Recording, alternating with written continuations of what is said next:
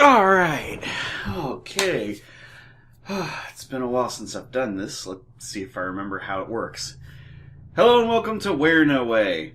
Since we're on the subject of returns, let's take a look at a now older superhero's re-emergence in the dystopian future that his absence has no doubt had an indirect hand at creating. One thing at a time, folks. I'm just shaking off the rust, so to speak. No, we're going to be talking about one of the more infamous Spider-Man stories today. That's not it. I'm talking about Spider-Man Reign. Created in 2006 by Kari Andrews, and I apologize if I mispronounced the name, Spider-Man Reign is a 4-issue miniseries that takes place in the future.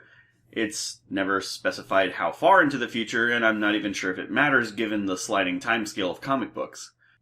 Let's just say it's not so far as to stylistically alter the technology, landscape, and or culture in any meaningful way, but just far enough for our friendly neighborhood Spider-Man to become our unfriendly neighborhood creepy granduncle. In the future, next Sunday AD, New York has become a metahuman-free society due to Shut Up, and a new security system of sky lasers is supposed to come out soon thanks to the ruler of New York City.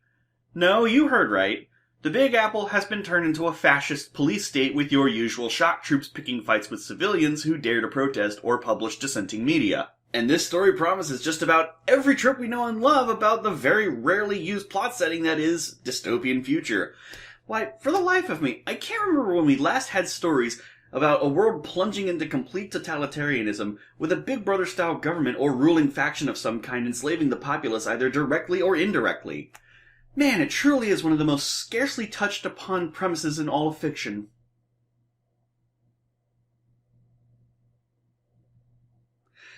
Let's get started, shall we? We open on caption boxes narrating Itsy Bitsy Spider as a spider crawls up a drain pipe. As rainwater washes the spider out, it gets stomped on by a jackbooted thug who is attempting to arrest kids for spray painting Where Did You Go on a wall. He just missed the group that spray painted Where Did You Come From, Cotton Eye Joe. Rain! So the rain in Spider-Man Reign is these guys who look like Wrecking Crew cosplayers who are little more than shock troops that tase little children for spraying graffiti. Splendid. The caption boxes then posits on how nursery rhymes like Itsy Bitsy Spider, Humpty Dumpty, and Old Mother Hubbard are meant to teach children about life's one true constant, pain. Funny how he left out that it also taught lessons in determination, the value of safety regulations, and that you shouldn't read the Necronomicon while high on LSD. Seriously, have you read Old Mother Hubbard? I mean, the whole thing? As the kids are still being chased, we move on to an elderly Peter Parker, who now works at a flower shop and is helping a young couple out. It becomes apparent that he is the one narrating the captions when his boss shouts at him to snap out of it. Sorry, sir. Hey, you're old. You make mistakes. Hey, you're young. You make 'em too. As the young couple exit without paying, Peter thinks about how hard it was to get the job he currently has and how he can't screw up again. Parker, you're not gonna screw up again. Wait, did he just reply to Peter's caption box? Also, dude, you run a flower shop. I'm not sure being crotchety is the best attitude to have when your business model is set on making people feel better. That's like having Lewis Black writing Valentine's Day cards for Hallmark. After being fired, Peter walks out into the street taking some flowers with him where one of the kids from earlier knocks him over. He tries to recover the flowers, but they're stomped on by the rain soldiers. He then has flashbacks to when he let the robber who later killed Uncle Ben get away. Peter decides to step in, getting his nose broken and arm popped for his trouble. As the soldiers take the kid away, a little girl hides behind a wall, chastising Peter. You just let them take him? How could you? How could you? A man who was just violently assaulted, and not to mention looks like he's pushing eternity, let two oversized men take a kid! She doesn't know he's Spider-Man, so what precisely does she expect him to do about it, other than get his ass kicked? We're then changing the channel, apparently, to a newscast. In 5 days, Mayor Waters will launch the highly anticipated secret technology system promised to keep this city safe for the next 100 years. After that, you're on your own. The male anchor, who is named Miller out of what I'm choosing to assume is sheer coincidence, turns the story over to his co-anchor Var, who then proceeds to explain the supposedly highly top-secret technological advancement on a public broadcast. And, get a load of this, the new defense system is called the Web. I don't know if this is a case of just not being creative enough to come up with a different name or trying too hard to tie it to the spider theme. Apparently, the web is a laser-powered protective barrier around the city itself. Did these folks never hear of force fields? That's essentially what you're describing here. Also, why the extra B in web? Why does it look less like a web and more of a grid? How do you expect to keep anything out or in with a force field that riddled with gaping holes? Also, yeah, you can keep exterior forces out maybe, but who's to say someone couldn't sneak in, and why am I harping on this? I got way too much to cover. Suffice it to say, it just raises too many questions. Look, guys, I'm really trying to not use clips to punctuate my arguments or make jokes anymore, okay? I figure if I can't illustrate my point or be funny without having to rely on someone else's material, then I can't grow as a writer or as a performer. So, if I want to make a reference, I'll just say the damn line myself. We clear? Of course! Okay, moving on.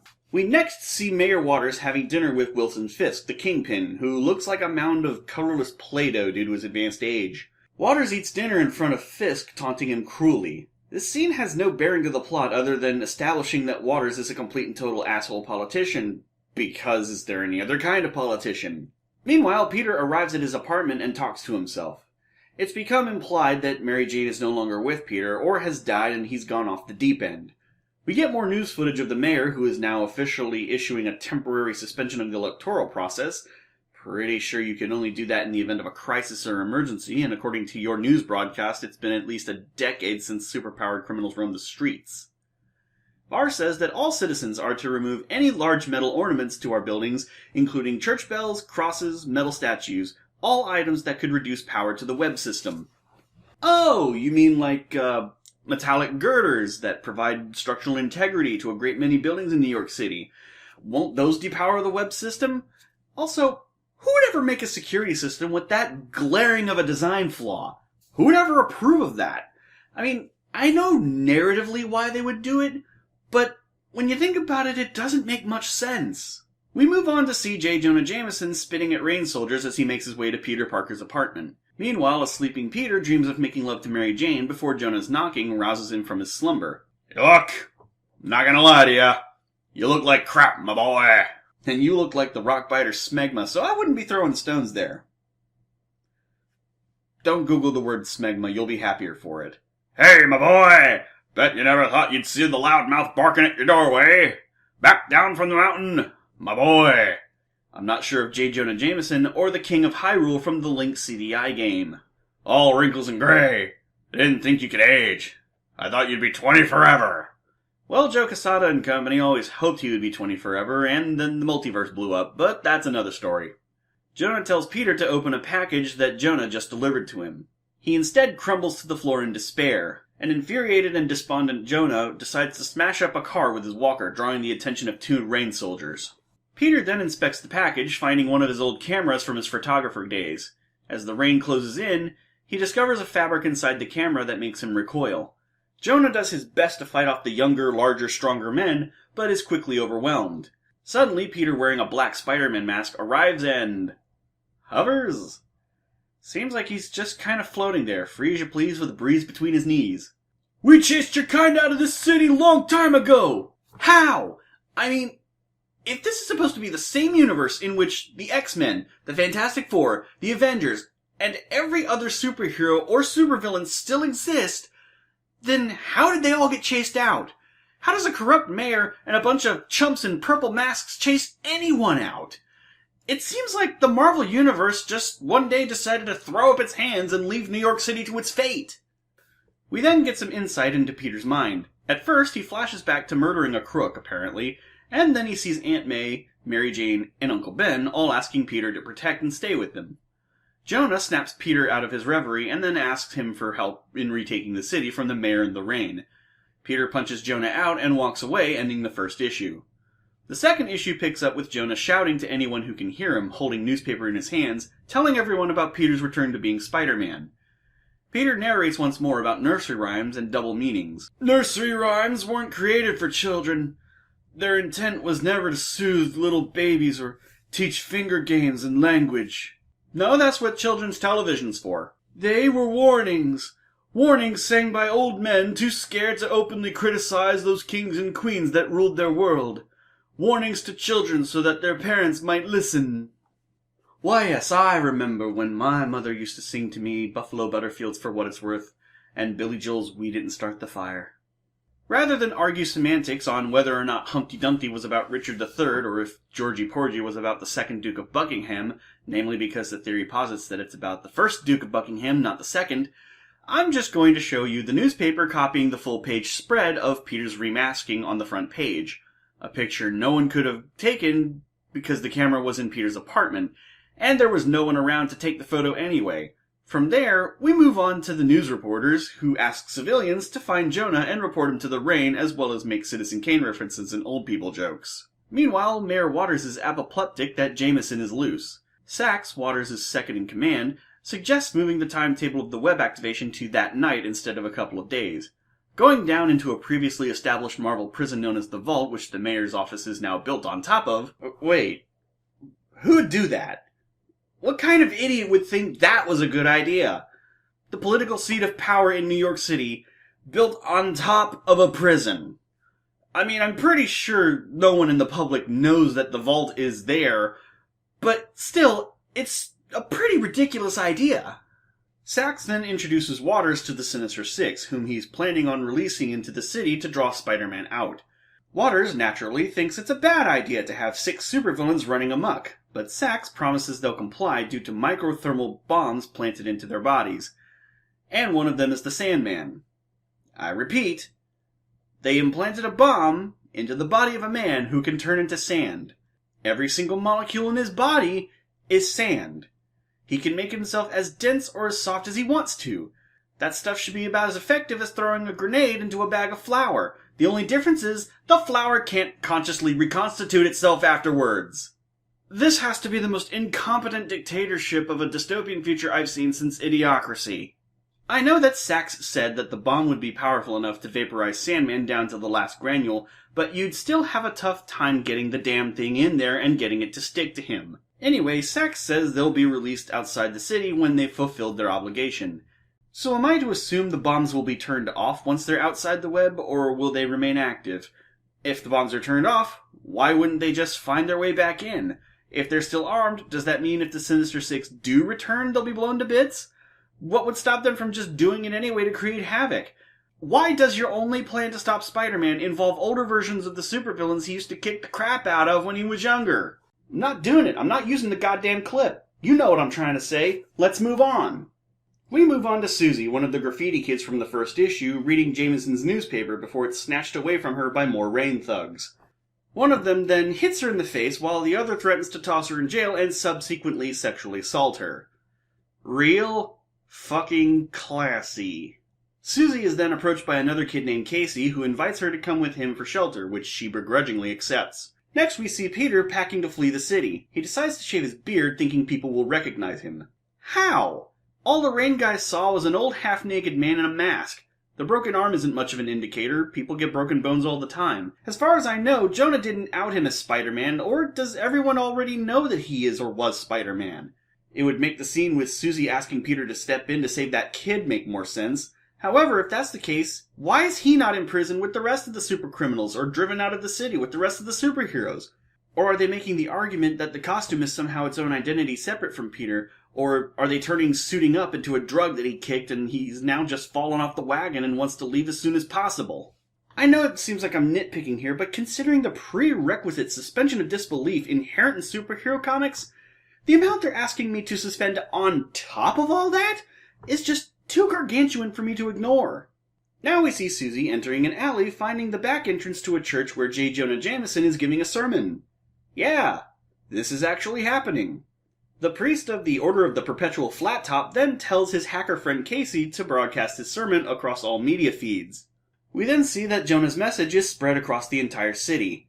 Along with telling people the standard corrupt government is corrupt spiel, he broadcasts for everyone to see Peter Parker's apartment address.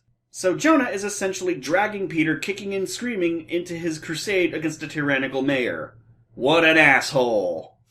Yes, Spider-Man should join in the fight against the Rain and the corrupt government in place. He should also stand on principle and fight for the people once more. But he should also do it of his own free goddamn will! As more people stand around wondering what's going on, we get different narrative captions of someone sounding like they're getting ready to perform a concert. Meanwhile, the Rain are trying to disperse the crowd in front of Peter's apartment complex when all of a sudden a boombox starts playing music. The caption narrator reveals himself to be a D-grade supervillain known as the Hypno-Hustler. Long story short, he was a musician who, along with his band, would put entire crowds of people into hypnotic trances while they robbed them blind. So, like many popbacks do today, without being subtle about it. The Rain soldiers begin dancing uncontrollably as the music continues. Help! Stop him! I don't want to dance! I don't want Uptown Funk to give it to me! But the music is cut short when the batteries in the boombox die out, curing the Rain soldiers of their boogie fever. Susie narrates while Jonah makes the kids watch as the Rain soldiers gun down the defenseless Hypno-Hustler in the street. Jonah seems to take a little too much pleasure in seeing wanton murder being committed in front of a crowd of people. Meanwhile, Peter frantically tells Mary Jane that they're heading to Canada before the web comes online, but she just stares out the window. He screams for her to pack, but it's no use. He comes to the window to see the crowd gathered in front.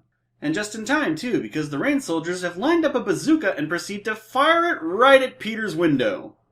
For the first time in 30 years, I see her smile. Instead of an explosion, we have Peter inside his own mind getting hit by a car of all things, and then he suddenly leaps into a crowd wearing his black and white Spider-Man suit. Which, if you'd think he was trying to get rid of that part of his life, that he wouldn't keep a costume nearby, but whatever. As more people watch the fight, Rain soldiers search for the hacker's signal in order to shut it down. They instantly spear tackle Jonah in half and pin him to the street. You can hold me down, but you can't stop me! Because completely immobilizing me means you are unable to prevent my movement in any direction whatsoever! Jonah says that the broadcast can't be stopped and that everyone is seeing the Rain for what they are.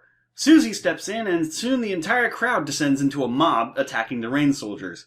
Casey tells Jonah he can't keep the hack up for much longer, which is rendered completely moot when he's impaled through the back by Kraven the Hunter. He says Waters wants the feed to run so the city can see the Sinister Six beat down Spider-Man along with any and all Resistance and Hope. They then proceed to beat Spider-Man down along with any and all Resistance and Hope. The villains take joy in pummeling their old foe, Electro blasting Spider-Man with electric bolts while Sandman smacks him around with giant sand fists, and Kraven unmasking him, claiming the mask as a trophy. He's just an old man, weak like the rest of us. Plus, I think he's incontinent. Peter then exposits to us the origins of the phrase Deus Ex Machina, while having Dr. Octopus's arms come out of nowhere to attack the Sinister Six, grab Spider-Man, and fly away. First of all, Dr. Octopus's arms never flew, and second, you do not need to explain a Deus Ex Machina to the audience. And even if you did, explaining what it is doesn't justify its existence in your narrative. It makes you seem pretentious and condescending to your readers. We then see that the news anchors cover up the Rain and supervillain attack with Spider-Man, labeling it a terrorist attack. The anchors announce that Mayor Waters is activating the web later that night in order to protect the city from the dangers of the outside world. Let us not forget that there is a price for freedom. It does not come cheap. Actually, from what I hear, it costs $1.05. We're then shown some platitudes from Waters while the paramedics put Casey in a body bag and the Rain haul Jonah away in handcuffs while Susie looks on in despair in front of the Where Did You Go graffiti. Meanwhile, we move to a graveyard where Peter is waking up. He realizes that Doc Ock's arms are digging up the ground. He thinks he's going to be with Mary Jane, revealing to everyone who hasn't already figured it out by now that she's dead. Issue 3 continues with the mechanical arms digging up the ground while Peter whines. And yes, he is whining here. Mary Jane, Aunt May, Uncle Ben, I couldn't save any of you. Never had the power. Couldn't handle the responsibility. You know, if there's one thing that I am sick and tired of is the idea of Peter Parker being a mopey, whining little man-child who throws temper tantrums when things don't go right and doesn't think things through all the way. Especially if you're going to portray him as an elderly person who has lived a full life. Do you mean to tell me that after all that time, he has not grown past the it's all my fault, everything's my responsibility mindset? And before anyone says anything about how this is the core of his character, that Peter's supposed to be this petulant, overgrown adolescent that suffers from arrested development and feels he has to have the weight of the world on his back or suffer from a nervous breakdown every time someone dies. Just don't, okay? The core for Peter Parker's character for me is that he learns to handle the responsibility. He becomes better. He grows up. He changes. He finds ways to win. He becomes more than he was before. You can't have your protagonist stuck in an endless loop of perpetual failure, otherwise people will not invest their time, regardless of the quality of your story. He has to win more than just the fight with the villain. Maybe I'm just spouting off my own personal preferences here, but changing a character to a previous incarnation and characterization in conflict with more recently established development is what's known as regression, folks. I get that the episodic nature of comics, especially nowadays, doesn't allow for much change unless it's part of the story, characterization be damned, but character has to count for something. If your protagonist is going to have any sort of staying power, he or she must evolve. They must change from time to time. Furthermore, if the core of a character is their whiny, self-absorbed prick who can't go 2 minutes without complaining about their life, then maybe they should start developing for everyone's sakes. When I'm buried beside you, will you tell me why you lied to me? You said I had a beautiful singing voice and that I should be on Broadway. Jonah is brought to Mayor Waters' Tower of Tedium. The mayor taunts the old man about Jonah having one last hurrah. Jameson says he came back because he owes it to the city as a newsman.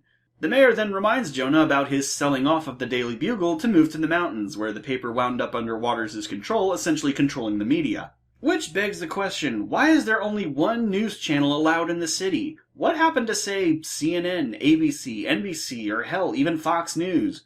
Oh wait, Fox would probably be all for this sort of government. Speaking of which, earlier it was stated that, quote, world leaders were pleased with what Waters had done with the city. Of course, this being said by a Waters mouthpiece, we have no idea if it's even true. I doubt the verisimilitude of the statement that any civilized world leader would accept, let alone applaud, turning the central hub of the world into Mega City 1 from Judge fucking Dredd. And going by that assumption, why hasn't the state or federal government gotten involved with this? Shock troops? A force field to keep people both in and out of the city? Which is going to be a real benefit to a town that thrives on not just nationwide commerce and imports, but tourism as well! I'm sorry for repeatedly stopping, but I keep finding new ways in which the story just does not work. If you're going to put this in New York City, a fixture in the Marvel Universe that is as heavily interconnected as it is, then you need to think about how such a major change would affect every Marvel character. Other than just, oh, they're not here anymore. They got kicked out.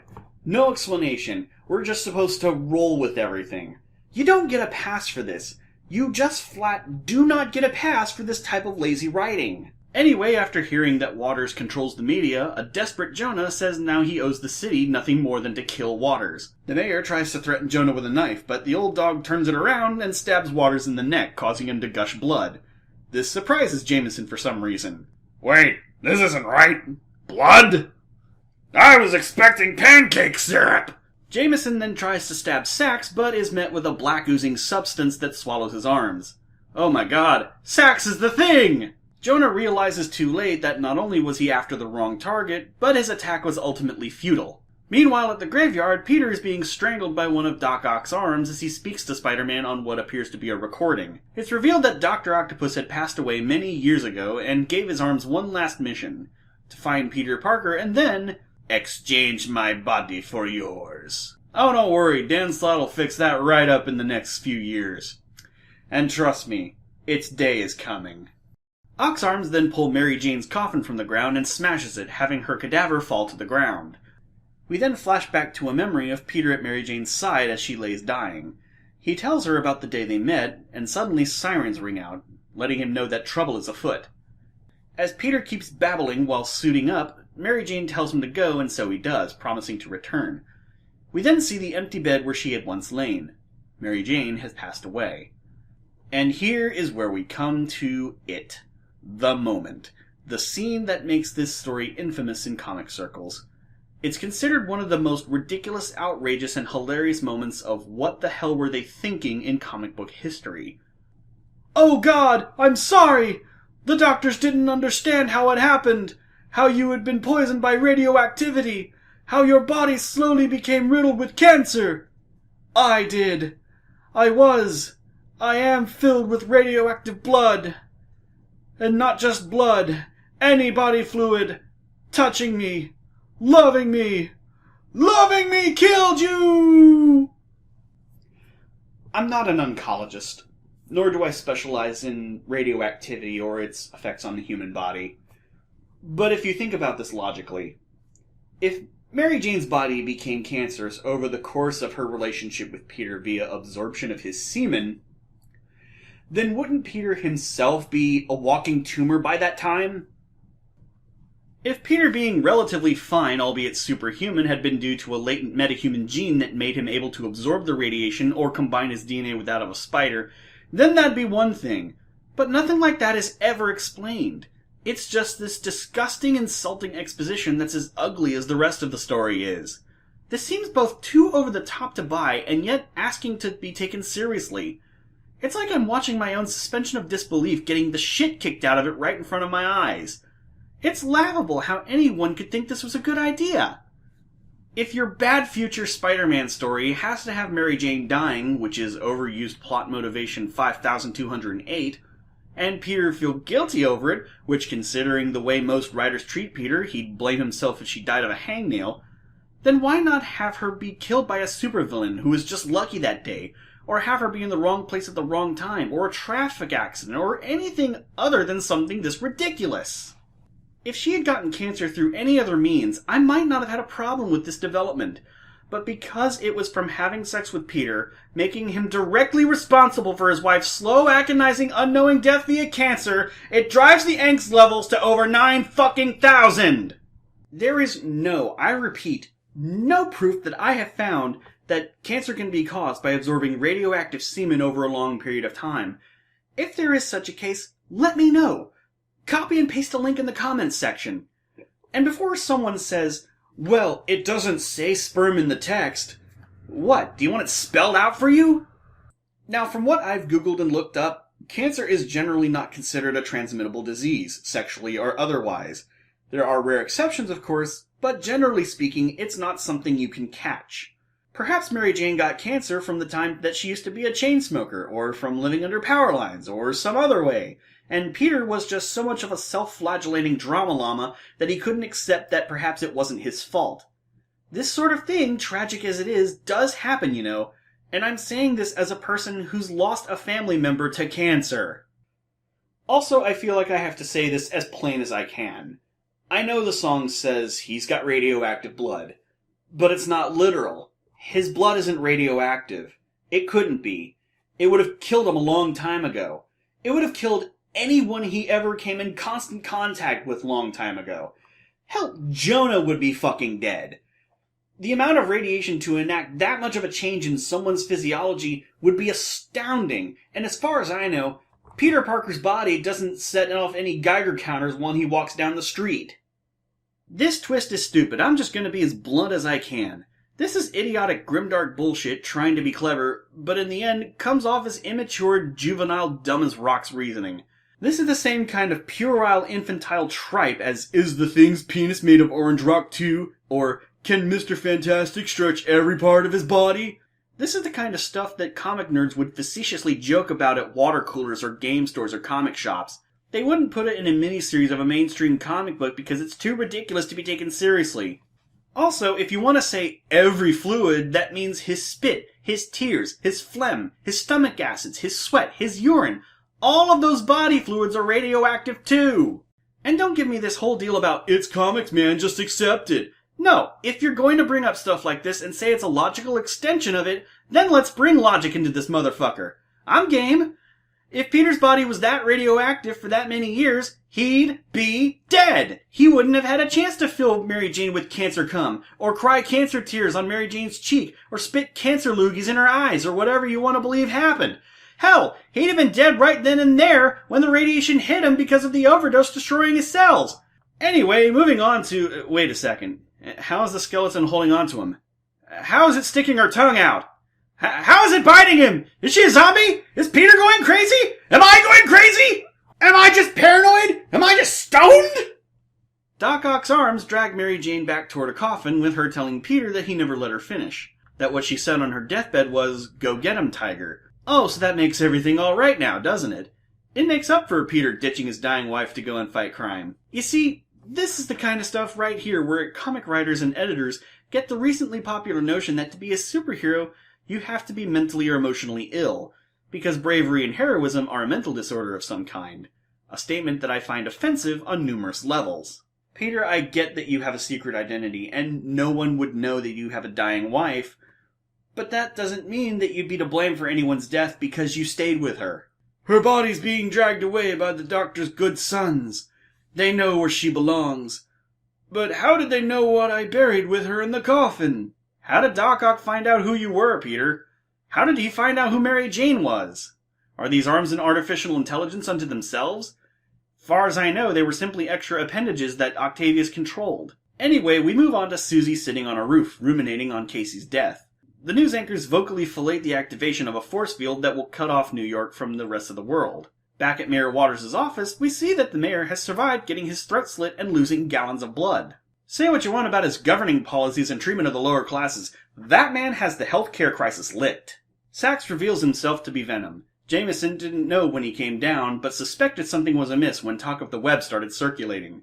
Jameson demands that Venom reveal himself, and so the symbiote does, by pouring out of Sachs and acting like a giant black tar tsunami. Or Armus from Star Trek The Next Generation. He kills everyone in the room, sparing Waters and Jonah for some reason. Venom then orders the mayor to initiate Phase 2. All of a sudden, Olympus Tower explodes and bodies fall toward the populace below. Upon further inspection, people become engulfed in symbiotes. One such symbiote falls on the roof where Susie stood. Narrowly avoiding the gelatinous alien, she manages to land on the ground and tries to run for it. She manages to escape the monster as other civilians are devoured by the other symbiotes. It chases her toward the Church of Jameson. As she enters the sanctuary, she tells everyone to run. She then slows down the monster by running through the crowd and letting the other hapless folk be absorbed. What a nice gal. Outside, the Rain are fortified to protect Olympus Tower. Some of them are finding the wanton slaughter of innocent civilians to be too much to bear. Their sergeant, the Sandman, tells them to hold the line. You do what you are told. Mayor Waters has assured us that your families will be safe. Just follow orders. There are important people with important plans in that building. Okay, Fresh Step, what's the plan? What's the end game here? You have a city full of alien symbiotes. Neato! What then? People remember how to deal with symbiotes, I assume. The US government would know, certainly. And speaking of, how is the United States government not intervening? How could this be allowed? Did New York secede from the Union? Why? Why wouldn't people think, hey, maybe it's a bad idea to wrap ourselves in a giant bubble away from the rest of the world? One of the Rain soldiers finally realizes he has a conscience and tries to bail, only to be killed by another one who obviously had his removed with his umbilical cord. It may not make sense, soldiers, but trust me. Trust the men upstairs. The situation is under control. Ultimately, we're saving lives. Indeed we are. We're saving them from having to be in this story. Truly, they are in a better place. Peter walks towards a coffin and gets inside so he can wait to die, ignoring the screams of the people in the city. From there, we see Waters and Jonah looking out over the suffering civilians. Waters! Do something! I am. It may not seem like it now, but I'm protecting them. Protecting you.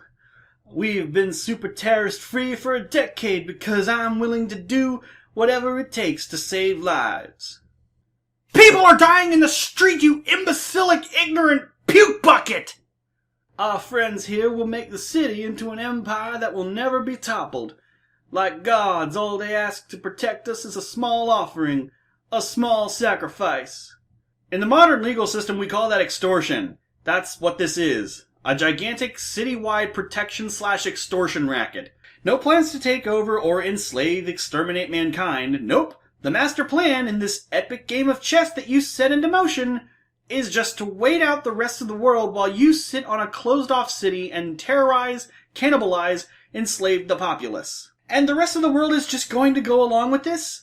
No one else is going to try and stop you? No Fantastic Four, no Avengers, no X-Men, no Guardians of the Galaxy, no fucking Great Lakes Avengers! Back at the church, Susie hits a gigantic church bell with a metal pipe, creating a loud enough sound that drives away the symbiote monstrosity. She then goes into a speech about how they can't trust the, quote, old men and take back your lives and oh captain, my captain. She inspires everyone to drag the bell towards Olympus Tower for a final confrontation, the sound vibrations keeping the monsters at bay. The ringing travels into the graveyard where Peter, waiting to die, hears them. What's that sound? Church bells? Sounds like a wedding, or a funeral. Do you remember that day, MJ? Fresh lilies all around you. You had so many friends, so many people who loved you. All I had was you. And your aunt who was alive at the time you got hitched to MJ, not to mention your friends and fellow heroes, or is this some kind of parallel universe where no one but Spider-Man existed? It's so dark, so quiet, and I'm ready for it. The end of it all. Would someone shut up those damn bells? I'm trying to basically wait myself to death here, and now all you guys are out there dying and shit. Oh, so insensitive. In any case, Peter remarks that he didn't just bury MJ in the casket, but he also buried his red and blue costume. Wait, he kept the black costume in his apartment, but not the red and blue? To be honest, this would and should be an epic scene. Peter rising from the grave, ready to take on the evildoers that terrorize his city, and ready to once more do whatever a spider can. But then he mangles his 60s theme song.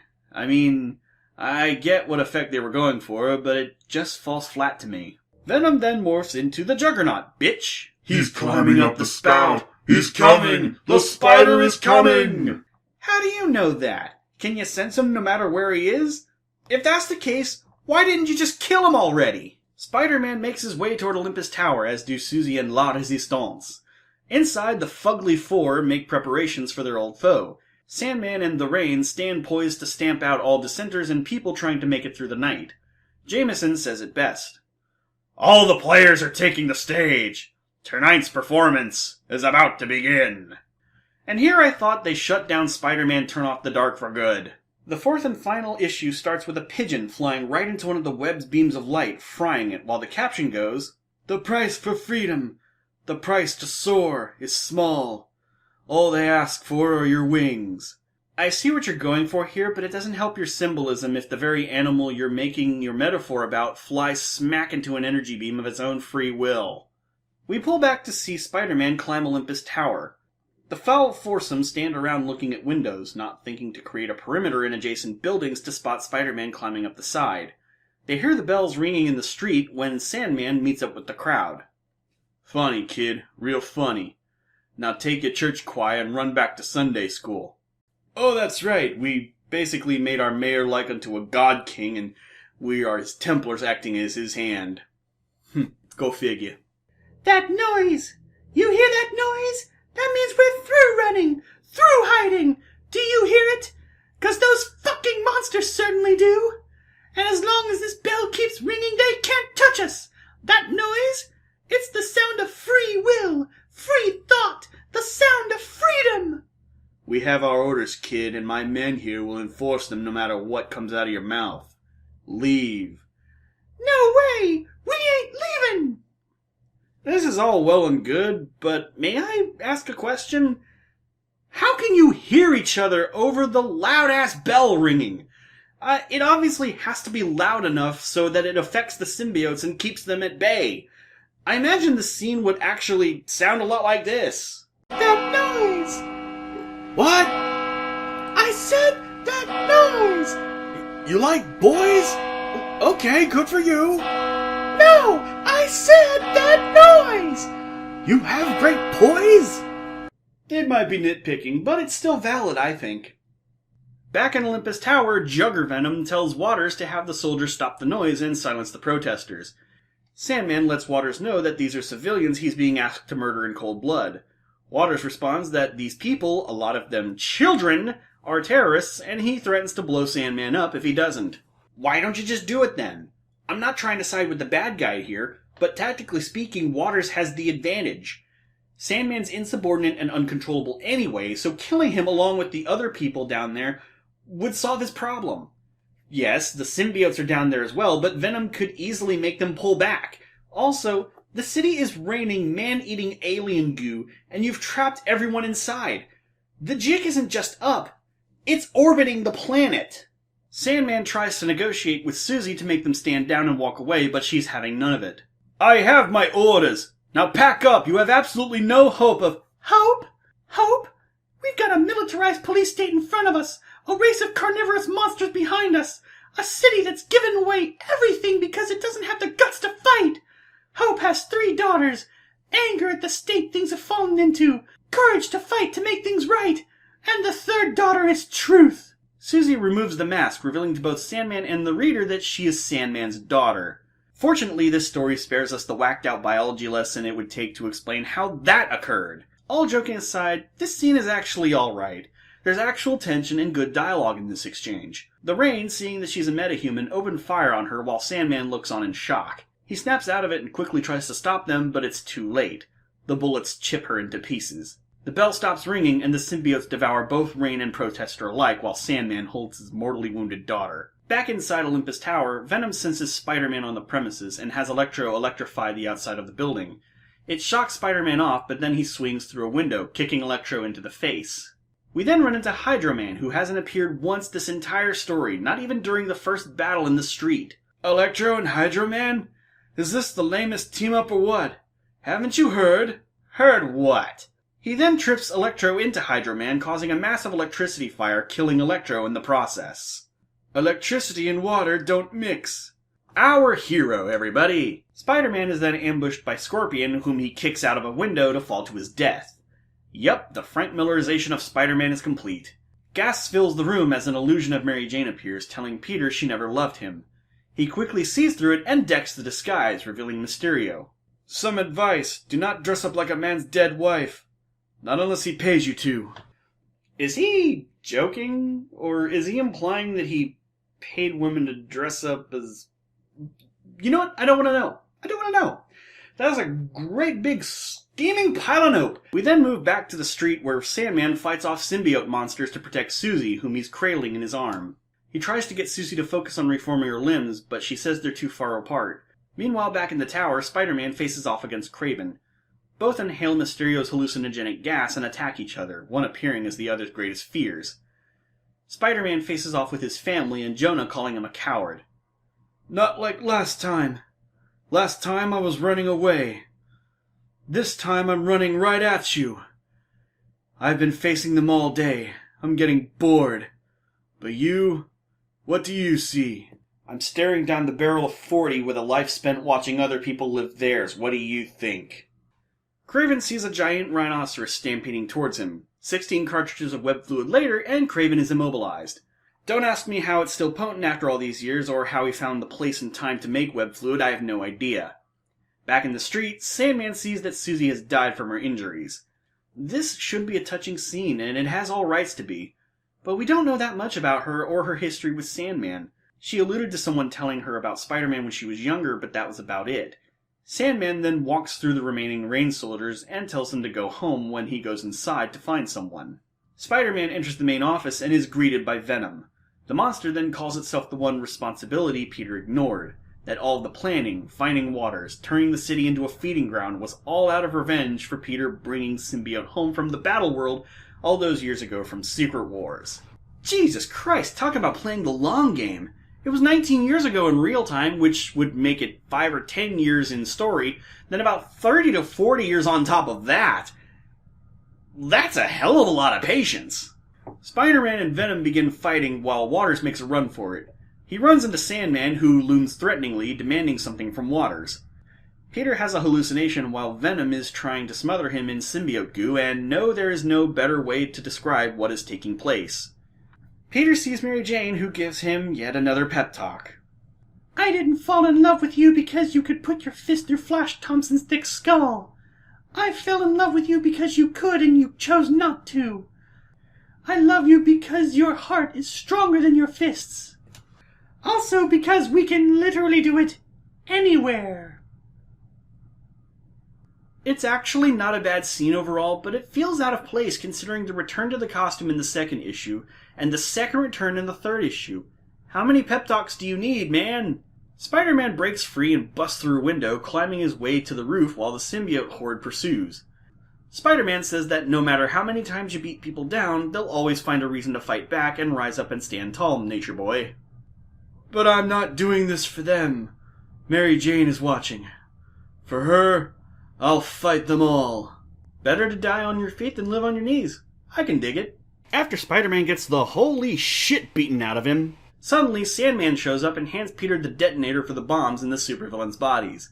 After Sandman gets overwhelmed by symbiotes, Spider-Man pushes the button and Olympus Tower blows up, most likely killing everyone inside, and possibly others due to the building now being unstable.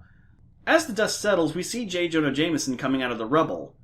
Somehow. Last we saw, he was being dragged out of a window by Venom symbiotes, so I have no idea how he got out alive. What does this mean? It's a second chance. I'm bringing back the XFL! Sometime later, we see a man standing at a grave in wintertime. J. Jonah Jameson reports on TV that the city has become considerably less safe since the fall of the Waters regime. Speaking of, we never see what happens, but it's implied that Sandman kills the former mayor. The city's no longer safe. Masked youths have returned to the streets. Rape, mugging, and murder are again around every corner. You're not making a great case for freedom here, Washington. The super-terrorists are loose again. God bless them.